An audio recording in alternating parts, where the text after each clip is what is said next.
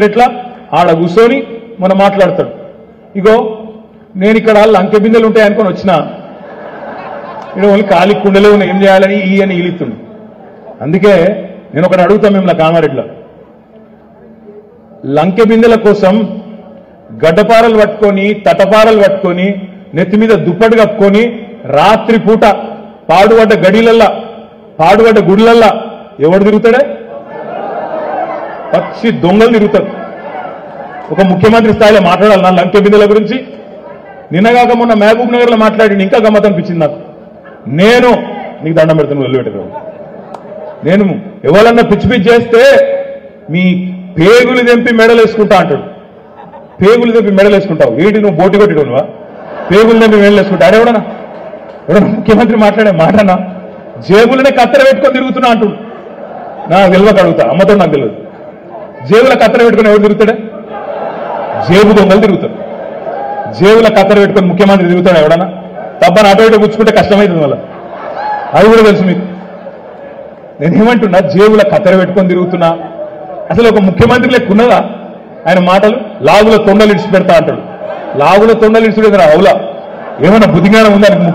ముఖ్యమంత్రి లెక్క మాట్లాడు. కేసీఆర్ ను పట్టుకొని నోటికొచ్చిన బూతులు తిడతాడు.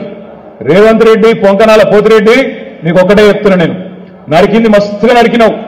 బస్సు ఫ్రీ అన్నావు, బంగారం ఫ్రీ అన్నావు, 2 లక్షల రుణమాఫీ అన్నావు. కేసీఆర్ 10,000 ఎత్తాను, నేను 15,000 ఎత్తా అన్నావు.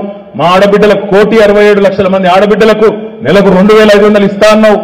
ఇంకా చాలా చెప్పిండు కథలు. మా ముసలోళ్ళందరికీ ఇద్దరికి ఇస్తా, 4,000 ఇస్తా అన్నావు. దమ్ముంటే మొగాడివైతే గా పని చేసి చూపెట్టమని చెప్పి రేవంత్ రెడ్డి గారిని నేను సవాల్ చేస్తా ఉన్నా. మాట్లాడితే మొగోడు అయితే సీట్లు గెలువంటాడు. అంటే గెలిస్తే మొగోడు, ఓడిపోతే మొగోడు కాదా? ఇది ఎక్కడ నీతి? నాకు అర్థం కాదు. మీరు ఈయన ఓడిపోలేదా? రేవంత్ రెడ్డి, రాహుల్ గాంధీ ఓడిపోలేదా?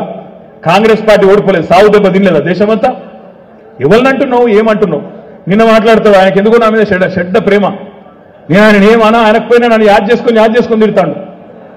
నిన్నేదో మీటింగ్ పెట్టాను హైదరాబాద్లో, నేను నా అయ్య పేరు చెప్పుకొని రాలేదు అన్నాడు. మరి రాహుల్ గాంధీ వాళ్ళ పేరు చెప్పుకొని వచ్చిండే, అయ్యావా ఇద్దరు పేర్లు చెప్పుకొని బతకబట్టే. ఎవరిని అంటున్నావు నువ్వు? శ్రీధర్ బాబు లేడా పక్కకు?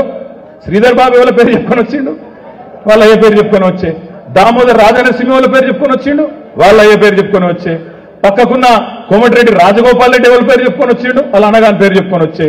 ఇంకొకటిగా పక్కకున్న బట్టి విక్రమార్క ఎవరి పేరు చెప్పుకొని వచ్చిండు, మళ్ళీ అనంతరాములు వాళ్ళ అన్న పేరు చెప్పుకొని వచ్చిండు.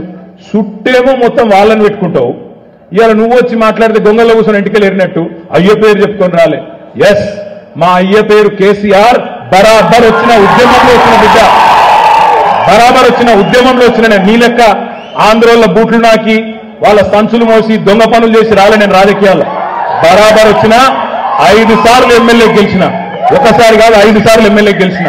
నీ లెక్క రాంగ్ రూట్లో రాలే. నీ లెక్క ఆంధ్రోళ్ళ బూట్లు నాకి సంచులు మోసి సౌట పనులు చేసి ఒక పార్టీలకు జంపులు కొట్టి దిక్కుమాల పనులు చేసి రాలే నేను. ఎస్, మా అయ్య ఉద్యమ నాయకుడు, తెలంగాణ బాపు కేసీఆర్. బరాబర్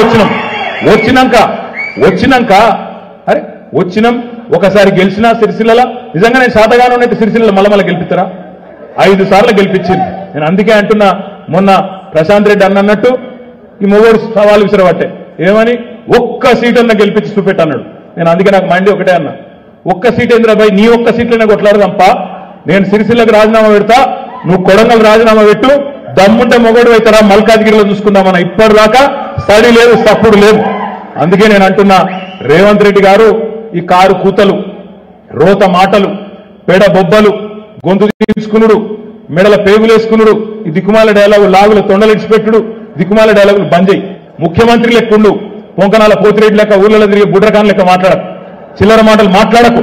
ఇప్పుడైనా ముఖ్యమంత్రిలాగా వ్యవహారం చేయి. మగాడివైతే మా ఆడబిడ్డలకు 1,67,00,000 మంది ఆడబిడ్డలకు నెలకు 2,500 ఇస్తాను, ఇచ్చి చూపెట్టు అని చెప్పి నేను డిమాండ్ చేస్తున్నా.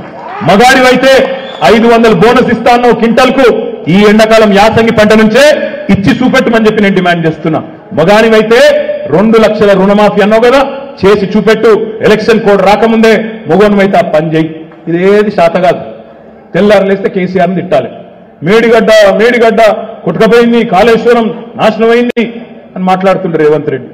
మీరు ఒక్క 2 నిమిషాలు దయచేసి ఒక్క ముచ్చట చెప్పుకొని ఇక బంద్ చేద్దాం.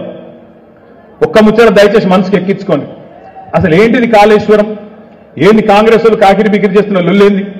అదేందో ఒక్కసారి మీరు మనసుకి ఎక్కించుకుంటే మీరు